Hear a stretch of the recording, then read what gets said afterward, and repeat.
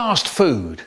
A hamburger sat in a hamburger bar waiting to be fried. No one's going to put me, it said, into anyone's inside. 'Cause eating me is cruel, eating me is murder. You can't catch me, I'm the speedy hamburger. So up jumped the hamburger and ran out of the bar. Hey, come back here, said the hamburger cook. You won't get very far. But Hamburger rolled out of the door and off down the street. Who do you think was the first person Hamburger happened to meet? Lollipop lady was walking home with a lollipop in her hand. Get out of the way, Hamburger yelled. I'm the fastest in the land. Catch that hamburger, the cook yelled out. So Lollipop lady turned and gave Hamburger a shout. Hey, little Hamburger, you can't run away. But as Hamburger rushed past, he just had time to say, eating me is cruel, eating me is murder. You can't catch me, I'm the speedy hamburger. Hamburger cook and lollipop lady ran off down the street. And who do you think was the next person Hamburger happened to meet? Lemonade boy with lemonade bottles was loading up the van when Hamburger rushed past shouting, I'm the fastest in the land. Catch that hamburger, said Hamburger cook. It's trying to run away. We're going to catch the little... Lollipop lady began to say. I'll catch it, said Lemonade boy. I'm really fast. But just then he heard Hamburger shout as it went hurtling past. Eating me is cruel, eating me is murder. You can't catch me, I'm the speedy hamburger. So Hamburger cook and lollipop lady, followed by Lemonade boy, ran off up the street shouting, Hamburger, ahoy! And Hamburger rolled and Hamburger ran and Hamburger couldn't be caught. And Hamburger rolled and Hamburger ran right into an airport. Stop right there, said security guard. Where do you think you're trying to go? I'm just a little hamburger, it said, and I don't know where to go. For a moment it stood in front of the guard and it darted past. You won't catch me, it shouted. You can't run very fast. Eating me is cruel. Eating me is murder. You can't catch me. I'm the speedy hamburger. Hamburger rolled through the terminal and out onto the runway. It ran up to a plane to Jamaica that was waiting to get away. The aeroplane took off and flew into the air, and all the people heard something as they were standing there. Eating me is cruel. Eating me is murder. You can't catch me. I'm the speedy hamburger. The Skyfoogle. There was a man who turned up round our way once, put up a tent in the park he did, put notices all round the street saying that he was going to put on show a terrifying creature called the Skyfoogle. No one had ever seen this thing before. The show was on for 2 o'clock the next day. Next day we all turned up to see the fiercest animal in the world. The man took the money at the door. We all poured into the tent with a curtain in front of it. We all sat down and waited. The man went off behind the curtain. Suddenly we all heard a terrible noise. There was an awful yelling and crying. There was the noise of chains rattling and someone shouting. Suddenly the man came running onto the stage in front of the curtains. All his clothes were torn. There was blood on his face and he screamed, "Quick, get out of here. The Skyfoogle has escaped." We all got up and ran out the door and got away as fast as we could. By the time we got ourselves together, the man had gone. We never saw him again. None of us ever saw our money ever again either. And none of us has ever seen the Skyfoogle. I wrote a poem, I think my first poem when I was about 16. It wasn't really my poem. It was somebody else's that I pretended... Well, there's this poet, wonderful poet called D.H. Lawrence, and he wrote a poem called Snake. He wrote another poem called Elephant. And he wrote another poem called Bat. And I thought that's so cool. Instead of saying the bat or bats, he just wrote Bat. So I thought I'd like to write a poem like that, and I called my poem Moth. The only trouble is, I'd never seen a moth. So I thought, right, I could take the poem Bat, because I do know about moths, is they're a little bit kind of furry and dark and go around at night, just like bats. So I could take the poem Bat, and wherever it says bat, I could scribble it out and write in the word moth. There it is, moth, moth, moth, all in place like that, except for one bit where D.H. Lawrence puts the Italian word for bat in it. And I thought, well, that's probably not the Italian word for a moth. So I scribbled that bit out. Who knows what the Italian word for a bat is? Pipistrelli. Oh, wonderful. Are you Italian?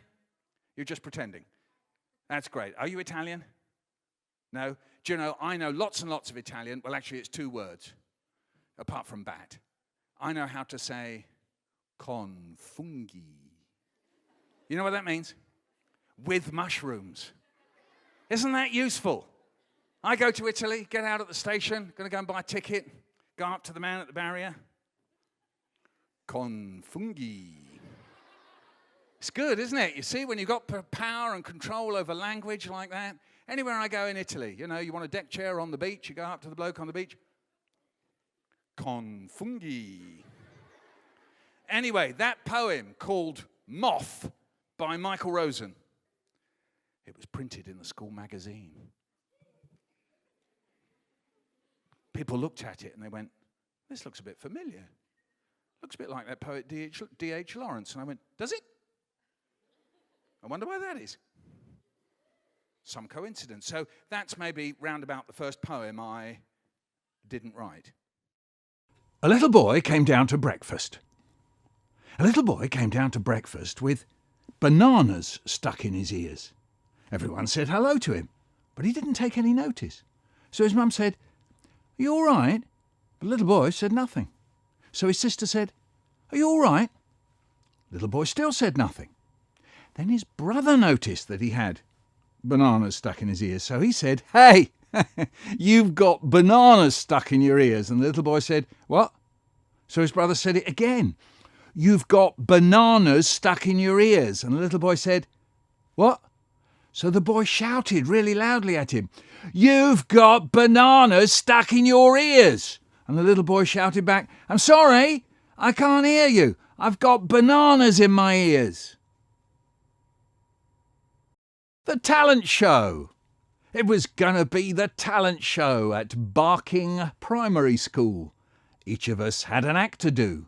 Mine was play the fool. I would look all tired and giddy, like I was gonna faint. I'd fall over in one big heap, face down, in some paint. My friend Jimmy, the donut jam, was going to juggle cakes. My friend Mary, the biscuit crumb, was going to juggle snakes. So I'm watching everyone else with Fizzy at my side. Fizzy is my little dog, and now he was trying to hide. Then Mrs. Bones, my teacher, waved. I was ready for the off, when underneath my chair I heard little Fizzy give a cough. In a rush he flew straight at the stage. I wondered what was wrong. Then he grabbed the microphone in his paws and started to sing a song. He sang about a ship's captain whose name was Benny Brown. And when he went to meet the Queen, his trousers, they fell down. Then Fizzy stopped and took a bow. I promise I tell no lies. You know very well what happened next. Fizzy won first prize. That's what happened at Barking. Now you really know. Each of us had an act to do, but Fizzy stole the show.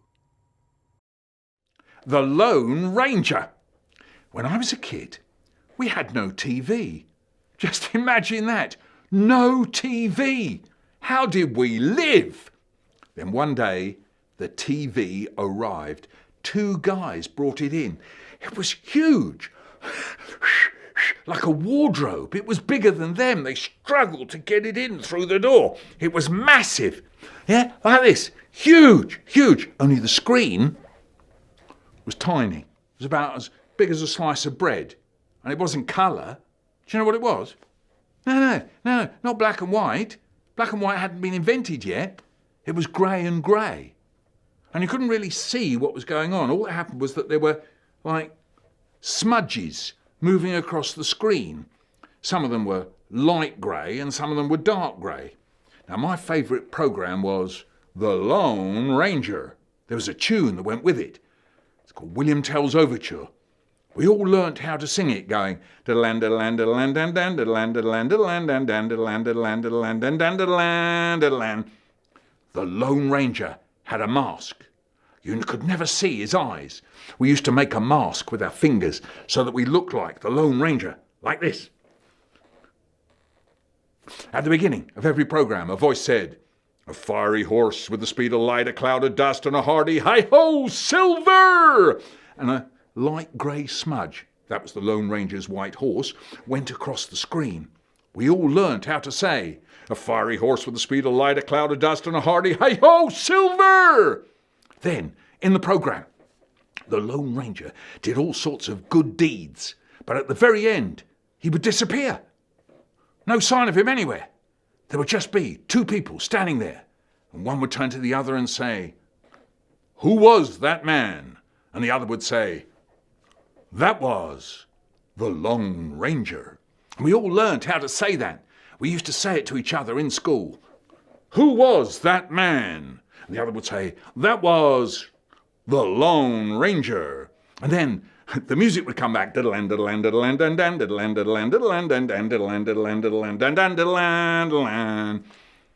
That's how exciting things were in 1955. The outing. Right, class 6. Right, class 6. I'm talking. I want complete quiet. And that includes you, David Alexander. Yes, you. No need to turn around, David. There aren't any other David Alexanders here, are there? Louise, it isn't absolutely necessary for your watch to play us London's Burning just now, is it? Right. As you know, it was our plan to go out today to the Science Museum. Now, I had hoped that it wouldn't be necessary for me to tell you. Yes, you as well, Abdul. You're in class 6 as well, aren't you? I saw that, Mark. I saw that. Any more and you'll be out. No trip, nothing. I had hoped that it wouldn't be necessary for me to tell you how to behave when we go on a trip, but, and this is a big but, you haven't heard a word I've said, have you, Donna? This is a big but. I have to tell you how to behave, don't I? Why? Yes, it is because you never listen, but there's another reason, isn't there? Yes, Warren, because of what happened last time. Let's remind ourselves of a few things, shall we? The food, even as I speak. Would you believe it? I can see that Fan has opened her can of drink. I don't believe it. I really don't. Do we have lunch at 9:30 at school? No, we have lunch at 12:15. But Fan, you've already begun yours. If you remember last time, Joanna had eaten all her sandwiches before she even got to school. Lloyd sat on his orange and burst it, and Alfred put one of those little chocolate Swiss rolls in his pocket, and yes, it melted. Yes. So remember, lunch is when? Yes. Of course, lunch is at lunchtime, but when? 12:15. Correct. Now, perhaps I thought, when I got up this morning, I won't have to tell class 6 about what to do when we get to the station. But then I remembered David's little gang, who decided they wouldn't wait for me to tell them what train to get on. And before we all knew it, David and his little gang were heading for the seaside on their own. Now, when we get to the museum, of course you're not listening, are you, Lydia? But then of course you didn't listen last time, did you? And then you wondered why you sat on Lloyd's orange after Lloyd had already sat on it once. When we get to the museum, do we run about the corridors? Do we run around screaming? Do we go sliding on the shiny floors? No, we don't. No, we don't. No, thank you, Mervyn. That's enough. I'm very glad you've got jam in your sandwiches, Mervyn. We're all glad you've got jam in your sandwiches, Mervyn, but what's it got to do with sliding on the floor of the Science Museum? Precisely nothing. I'm very sorry, Mervyn, but nobody at all wants to know about the jam in your sandwiches, Mervyn. Now, when you're ready, when you're quiet, we'll all go. That doesn't mean leaping up in the air, does it, Karen? Louise, why is your watch now playing for He's a Jolly Good Fellow? Yes, I know it could be She's a Jolly Good Fellow, Zoe, but that isn't what we're talking about now, is it? Mervyn, if I hear about your sandwiches, your jam, or the jam in your sandwiches, if I hear about any of it once more, I shall give them to the ducks. Yes, John, what do you want? I don't know what ducks, John. Any ducks. Right, when there's complete quiet,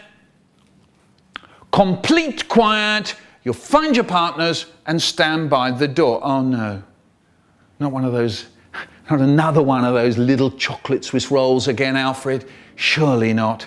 Marcia, you cannot have Charmaine and Donna as your partner because that makes 3, and 3 doesn't mean partner, does it? And perhaps you could put your comb in your bag for at least 3 seconds, just giving us enough time to get to the door. Right, okay then, Class X, we're off. Why not leave your watch behind, Louise? The Hypnotiser. Once a boy called Richard came to school and said, I can hypnotise people. So he said, yeah, I bet you can't. So he said, okay, playtime. So playtime. We all went onto the playground. He said, right, who wants to go? So Trevor said, yeah, me. So this boy, Richard, bade Trevor lie down on the ground on his back, and he took this gold ring out of his pocket and he put it very carefully between Trevor's eyes on the bridge of his nose. Then Richard took this conker out of his pocket. It was on the end of a string, and he starts swinging the conker to and fro in front of Trevor's eyes, and he starts up talking in this spooky voice. Watch the conker, go to sleep, go to sleep. Watch the conker, go to sleep, go to sleep. And it went on for ages. We were all crowding round, dead quiet, watching Trevor, listening to Richard going, go to sleep, go to sleep. Is it working, we said. Is he going to sleep? He's hypnotised. Blimey. Suddenly, the going in bell went. Boing, boing. At that, Trevor goes and stands up. He just stands up. Ha! Dusts himself down. So we all crowded around him going, were you asleep? You were asleep, weren't you, Trevor? Hey, were you hypnotised? And he looks at us, all fed up, and he says, only thing that happened was I got a rotten headache. After that, we used to go around telling people, you see that bloke over there? Him, Richard, he's brilliant. He can hypnotise people. He's a hypnotizer, you know. And Richard, he'd hear us saying all this, and he'd go, yeah, I'll come off it, you lot. I'm not that good at it. The Hollywood.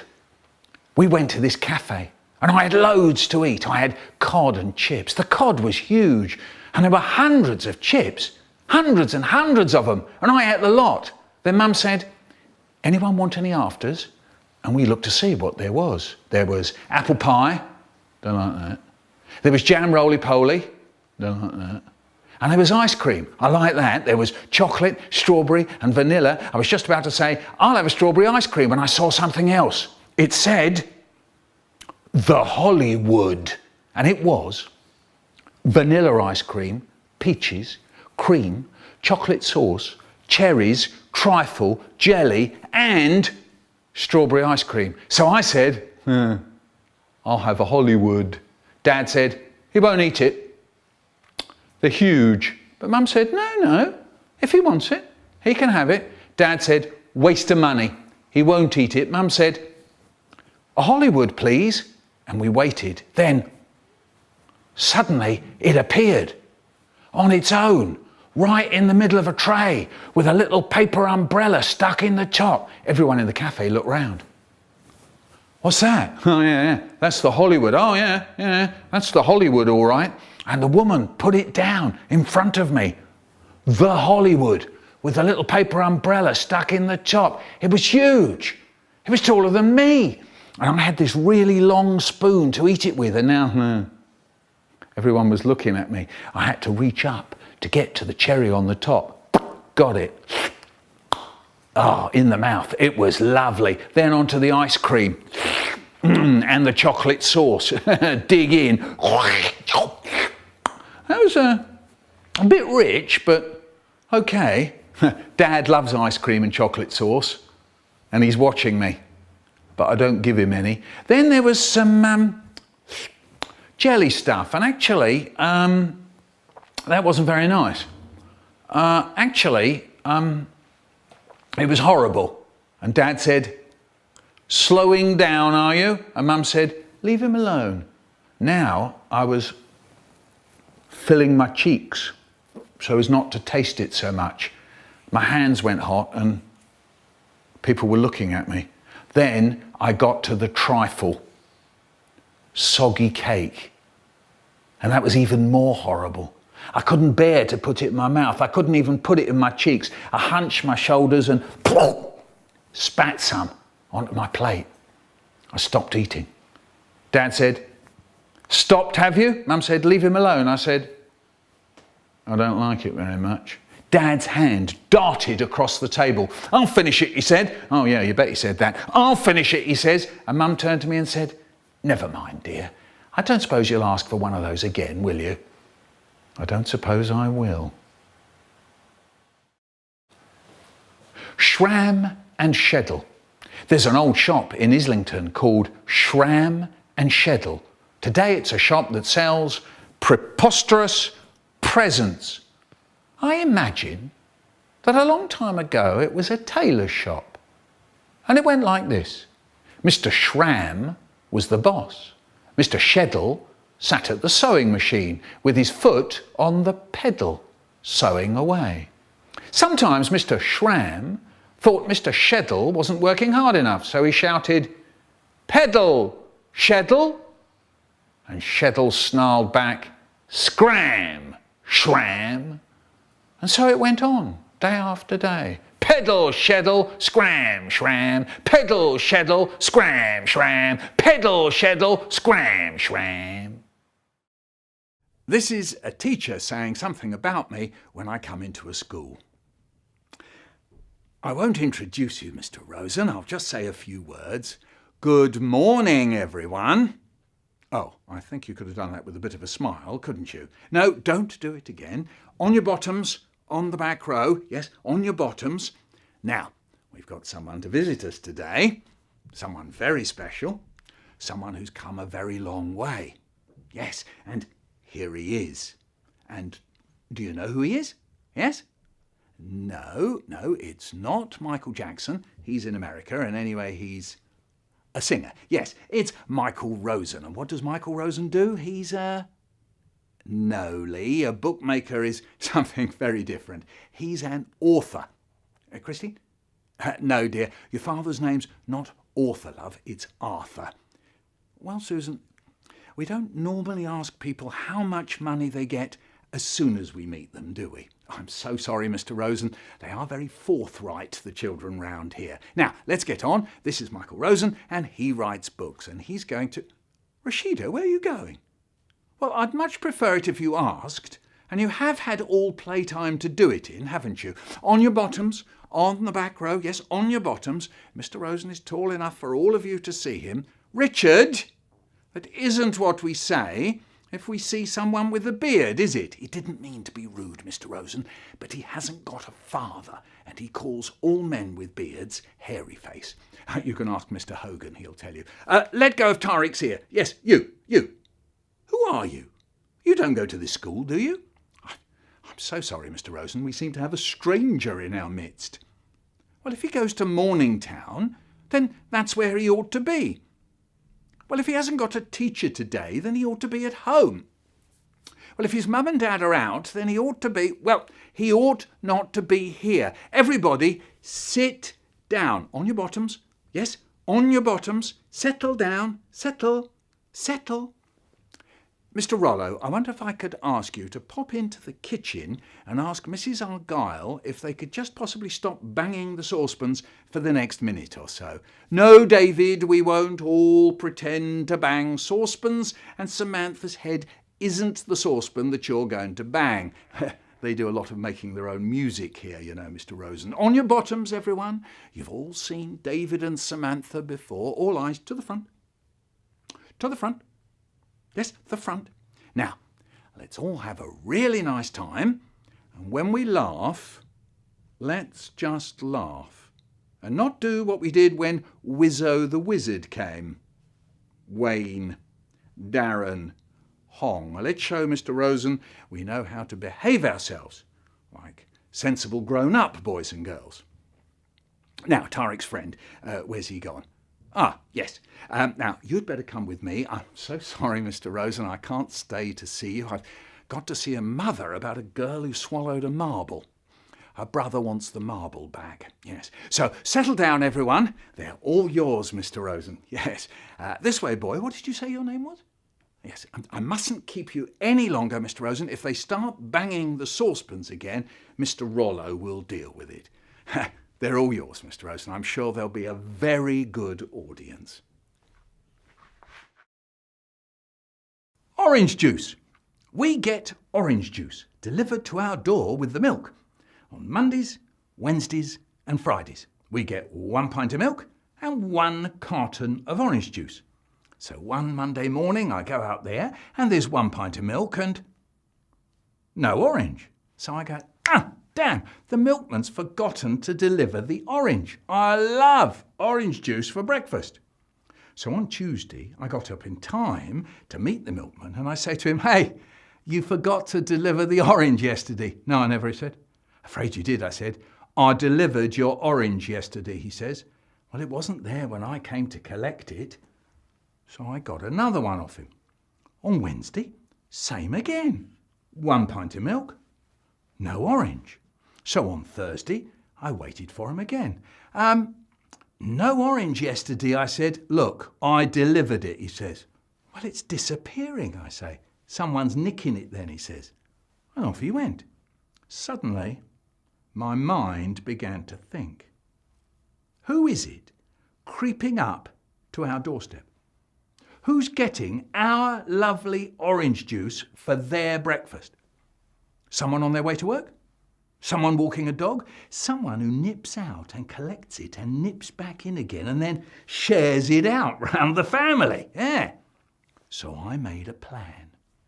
On Friday, I got up, same time as the milkman, picked up the orange carton, took it indoors, emptied the orange out into a jug, poured in some orange squash up to about 5 centimetres from the top. And then I took some hot Jamaica sauce we've got. Now, I don't know whether you know what that's like, but if you just put a little speck of it on your tongue, it feels as if someone's put a match in your mouth. I love it. I put it on my rice. So I took this stuff and I shook in half a bottle load of it. Yeah. Yeah. Then I sealed up the carton and put it back on our doorstep in exactly the same place. And then I went back to bed. Now, I had wanted to stay awake, but I dozed off by mistake. Anyway, when I got up, I went straight to the front door and opened it and there was 1 pint of milk and no orange. Yes, I was so pleased. And then I thought, I made up a little scene in my mind.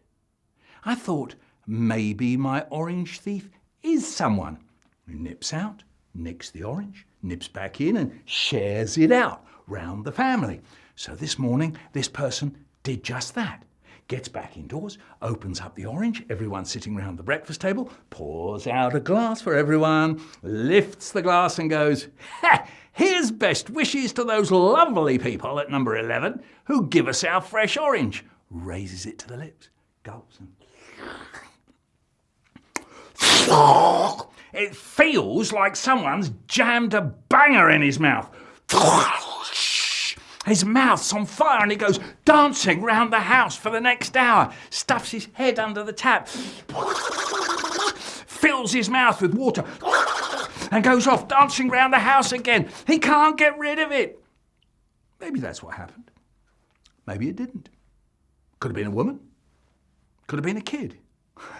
All I know is we haven't lost any more orange since. Kaleidoscope.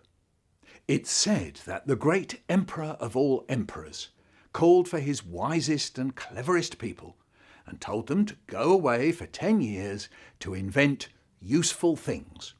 Whoever could invent the most useful thing of all would win 3,500 chocolate biscuits. 10 years later, there was a queue outside the palace of the great emperor of all emperors.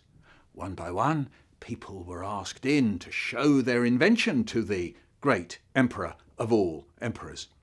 One woman had invented windscreen wipers for spectacles. "Excellent," said the great emperor, "very useful for when it's raining, but not a prize winner, I'm afraid." One man had invented square tomatoes. "Very good," said the great emperor, "very useful for putting tomatoes in boxes, but not a prize winner, I'm afraid." One woman had invented a pencil that sharpened itself. "I like it," said the great emperor, "very useful when you're too tired to use a pencil sharpener, but not a prize winner, I'm afraid."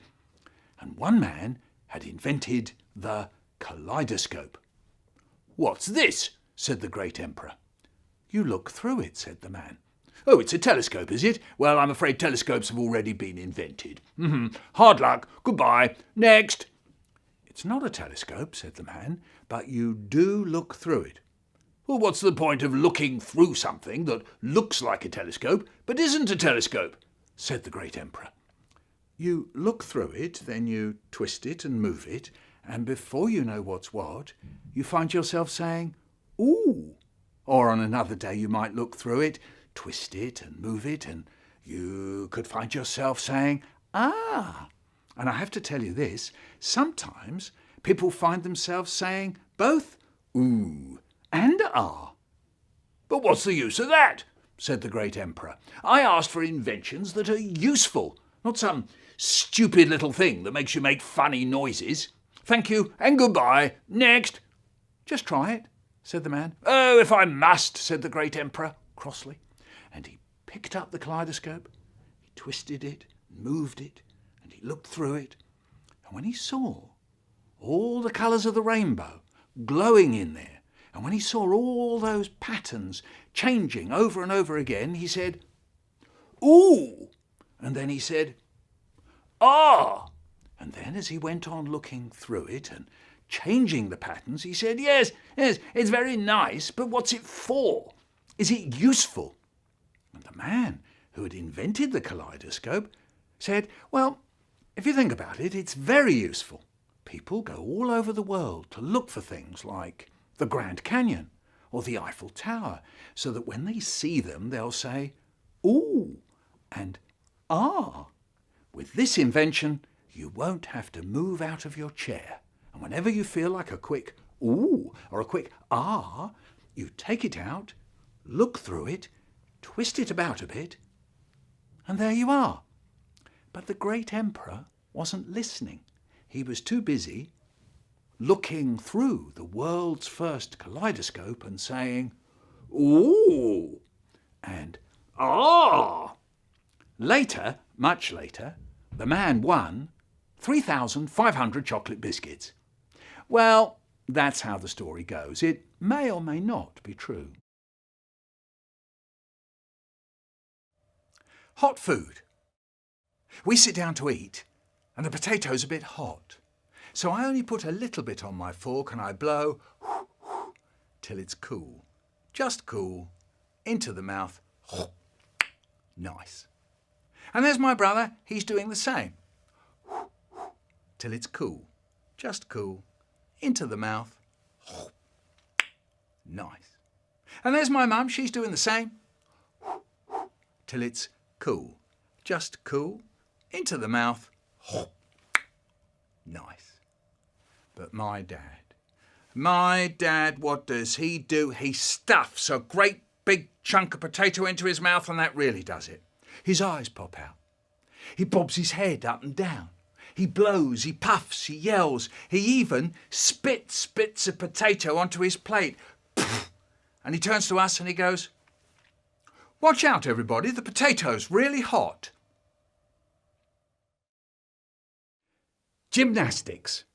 When my mum and dad went out, we moved the chair to the end of the settee, and then we used to take it in turns to do dive bombs off the chair onto the settee.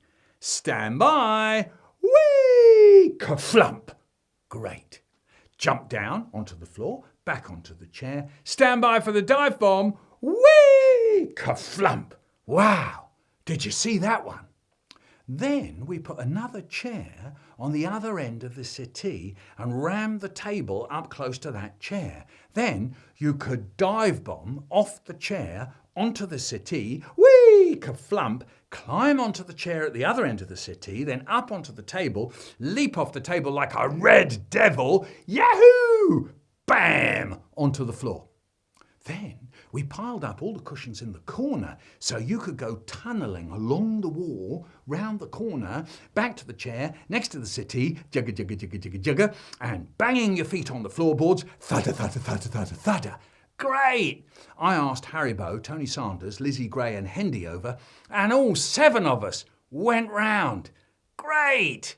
Next day, we all met up and it was Lizzie who said, hey, after we've dive-bombed the settee, we could trampoline for a bit. Bouncy, bouncy, bouncy. And then if we pulled the flaps out of the table, we could do marching on the table. Clomp, clomp, clomp, clomp. Great, I said. Come over. Yeah, we'll come over for gymnastics at Rose's place.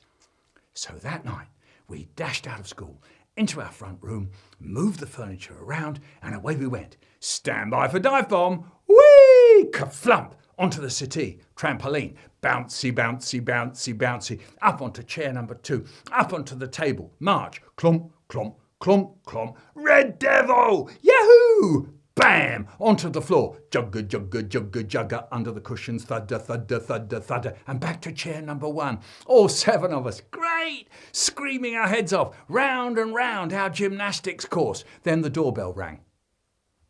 Right in the middle of our session, the doorbell. I went and answered the door. It was the man from downstairs. He looked at me for a long time, and then he started to speak. Is your father in? No, I said. Tell him I want a word with him when he comes in, will you? He said. Yeah, I said. He went on looking at me. I could hear him breathing, and his eyes were getting big, and his mouth was tightening up, and then he shouted, my light fitting has just fallen out of my ceiling. What's going on? I've never heard anything like it. What have you got in there? A herd of elephants? My light fitting has just fallen out of my ceiling. Then, all quiet, he said, I shall tell your mother and father about this. Don't you worry, sonny. You'll see. He went indoors. I dashed back to the front room. They were lying about all over the floor, panting and giggling. Yeah! That was the man from downstairs. He says we've bust his light or something. Blimey, one of them says. You're in trouble. Yeah. Rose is in trouble, they said, and they got up off the floor and dashed out the house. You can bet they didn't hang about or anything. Growing apples. And the king said, how do I turn this apple into thousands of apples? The wise men scratched their heads, muttered among themselves, and consulted their great books. One stepped forward. Perhaps this is some kind of joke, your majesty, but one could say that one could make 1,000 apples by chopping one apple into 1,000 pieces. Balderdash, said the king. I said thousands of apples, not some nonsensical business about hacking an apple to bits. Another wise man stepped forward. I've heard that beyond the horizon there lives a man who sings to the objects in his house. Tra-la-la, tra-la-la. It's said of him that he can cause things to multiply. Maybe, tra-la-la, tra-la. Poppycock, roared the king. I wasn't looking for some holy-moly jiggery-pokery. And on it went. None of the wise men were wise enough to solve the problem. A serving girl who was pouring the wine caught the drift of what was going on. I know how to turn your apple into thousands of apples, she said. How the wise men laughed. The cheek, a little whipper-slapper like her, as if she'd know. Come then, said the king. Speak, girl. I'd bury your apple, said the girl. There was silence. The wise men looked at each other and sniggered. Yeah, bury it. What good would that do? But the king didn't wait.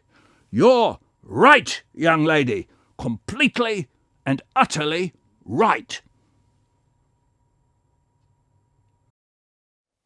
The go-kart. Me and my mate Haribo, we once made a go-kart. Everyone was making go-karts, so we had to make one. Big Tony's was terrific. Big Tony was terrific because Big Tony told us he was. What he said was, I am terrific. And because Big Tony was very big, no one said, Big Tony, you're not terrific. So, Big Tony was terrific, and Big Tony's go-kart was terrific, and that was that. When Big Tony sat on his go-kart, he looked like a real driver. He had control. When he came down a road round our way called Moss Lane, he could make the wind blow in his hair. He could make the wheels of his go-kart go, and he went, as he went past. I was jealous of Big Tony. I was afraid that I thought he might be terrific. So me and Haribo, we made a go-kart out of his old pram and some boxes and crates we got from the off-licence. We nailed it up with bent nails, but Haribo's dad said, no. You should use big metal staples. And he gave us some. He said they were heavy duty. Heavy duty? Wow, that sounded terrific. So then we tied cord round the front crosspiece, but Haribo's dad said, no. You should use the pram handle. And he helped us fix the pram handle to the crosspiece. He said, that'll give you control. Control. Wow, that sounded terrific. Haribo sat on the beer crate and steered. I kneeled behind, but Haribo's dad said, no. You should kneel on foam pads. And he cut these 2 foam pads for me to kneel on. Haribo's dad said, that will help you last the course. Last the course. Wow, that sounded terrific. Our go-kart was ready, so we took it up to the top of Moss Lane and Haribo said, I'll steer. And he did. It was fantastic. It felt just like Big Tony looked. The hair in the wind. The wheels. So we both went. So we took it up the top of Moss Lane again and Haribo said, I'll steer. And he did. It was amazing. The road went blurry, the hair in the wind. The wheels went. So we both went. So we took it up the top of Moss Lane again and Haribo said, I'll steer. So I said, can I have a go? Haribo said, no. Oh, go on, I said. No, he said, you've never done it before. Oh, go on, Haribo, let me have a go. Go on, I mean. Blimey, come on, Haribo. Go on. No. Oh, go on, I mean, go on. All right, he said. Now look out, won't you? Yeah. I know, I said. I thought, I am going to be terrific. My hair, my wheels, me, and away we went. Hair, yeah. The wheels, yeah. Me, yeah. But halfway down Moss Lane, there's Moss Close, and that's where the road curves, and that's where Big Tony steers, Big Tony leans, Big Tony controls. I saw Moss Close coming up really fast. Steer, shouts Haribo. Steer, you big wally. And I yanked the pram handle. And the whole world went round once and twice, and 3 times, and my head went rolling down the road, pulling me after it, and then the go-kart came for the ride, over and over and over, until my nose and my chin and my 2 front teeth landed up in the grit of the gutter. Haribo was crying. I breathed in, and it kind of whistled. There it was again. I stuck my finger up to my tooth, and it was chipped. Haribo said, "Your chin's bleeding." And I said, "Yeah, your chin's bleeding." And "Oh, no," he said. We walked home. He pulled the cart, got to his place. He didn't say anything, nothing at all, not a word. And he went in. I walked onto my place. It was still whistling. When I got in, I told Mum everything, and she said, well, she said all kinds of things like, "Well, your teeth will probably fall out, you know." One of those nice things that Mum sometimes say. Next day at school, they were all asking about the crash. They all looked at my tooth. And then they wanted to see the go-kart. Haribo said, "You can't, because my dad's chopped it up." Chopped up? Wow, that sounded terrible. Hey, when Haribo got his racer, his brand new racing bike for Christmas, I didn't ask him for a go on it. No, I didn't, no. No, I didn't. I wonder why. Australia. We went to Australia. It was a great time for beasties. They were all over us. Ants, mosquitoes, spiders, stick insects, lizards, horseflies. Even the birds in Australia fly out of the sky at you. You walk under a tree where a magpie's nesting and it dive bombs you. You have to duck out of the way or you end up with a magpie stuck in your head. We went to stay in the bush. We were staying in a little old house. Next door to the house was the outside toilet, and next door to that was another little old house where the children were going to sleep. First night we were there, I said, "OK, off you go to the toilet, then off to your little house, and I'll come and tuck you in a moment." I sat down to read something when I heard this screaming noise from outside. "Yeah! Oi! Oi!" I rushed out to see what was going on, and my kids were standing outside the toilet screaming, "There's a spider in the toilet, Dad!" I said, "I don't believe it. We've travelled all these thousands of miles, and the first night we get there, all you can say is, 'There's a spider in the toilet, Dad.'" "No, Dad! It's horrible! It's going to eat us while we're doing it!" "OK," I said, "I'll go in there and have a look." I looked. Up, down, round, behind. No spider in there. It's up on the wall. It's going to drop on us while we're sitting there. I said, "I tell you, there is no spider in there at all." I was looking all round. No spider any... And there it was, up on the wall. A great grey furry thing, all quivery. Its little beady eyes staring at me like it was growling. I started backing off. "Look, kids, don't worry about it. Just go in there, do what you've got to do, and get out again." And they're pushing me back into the toilet. "No, get rid of it, Dad! It's going to eat us!" So I said, OK. Of course I'm not scared. I'll get rid of it, sure. But as I got up to it, I thought, how do you get rid of it? What do? Go up to it and say, "Hi, we're just in from England. I'm Mike. These are my children. Can we use your toilet?" But it went on looking at me. So I looked round for something to get it with, and I found the toilet brush. Perfect. I know what I'll do. There's a gap between the top of the wall and the roof. I'll flick it through the gap.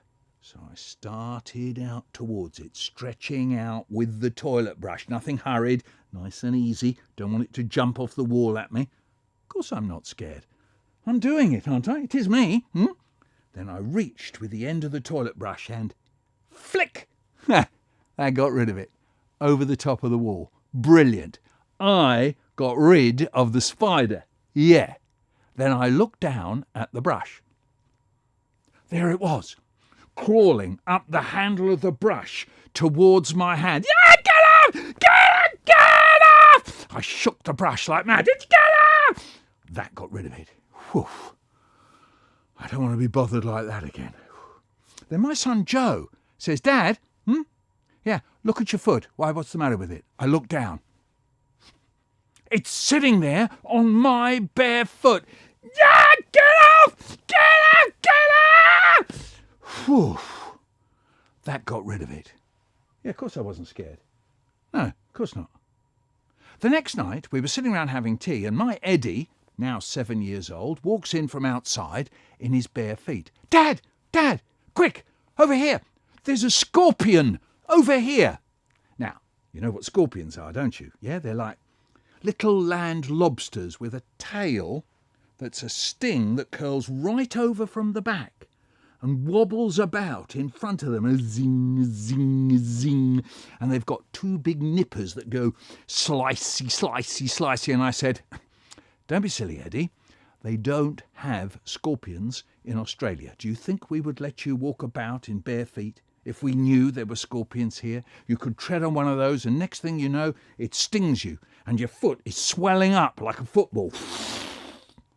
Or even worse, you could sit on one of those things and you'd know about it, believe me. Dad, it's a scorpion. Come over here and have a look. I said, I don't know what it is, but it's not a scorpion, okay? They're unbelievably dangerous. 1 foot on one of those and... Dad, listen to what I'm saying. It's a scorpion. I said, okay, I'll come and have a look, but it won't be a scorpion, okay? I went over to have a look. Stand back, everybody.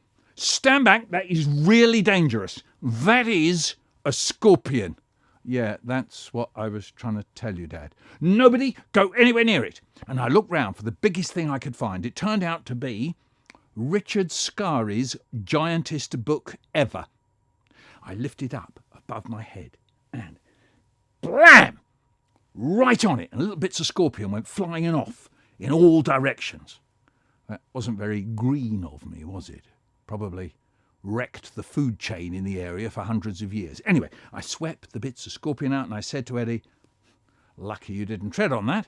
1 foot on it and he's nodding at me, not saying anything. Next day he comes up to me and he says, you know that scorpion yesterday? Yep, I did tread on it.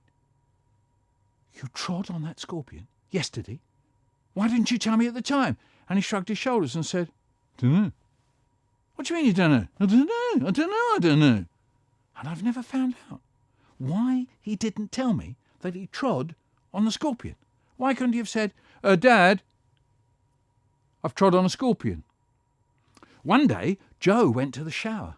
He came running out of the shower. He was pointing back at the shower without saying anything. I went over and had a look. In the corner of the shower, on the ground, was this thing. It was like a fat grey snake thing with legs, and when it saw me, it opened its mouth. And it was a huge mouth, like a little crocodile, except the mouth inside was bright red, and in the middle of the mouth was a little blue tongue that waggled to and fro like it was saying, don't you come in here, or I'll bite your leg off. And I said, it's okay. It's okay. We won't come in here. Relax. The shower is all yours. And when I turned round to leave, I brushed up against the shower curtain, and this 1 foot long stick insect flew into my face.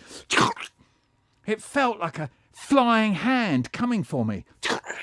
Don't worry about them, my Australian friend said when we got back to the city. They're nothing to worry about. What about the horseflies? I said. They're like old Second World War bombers looming up towards you.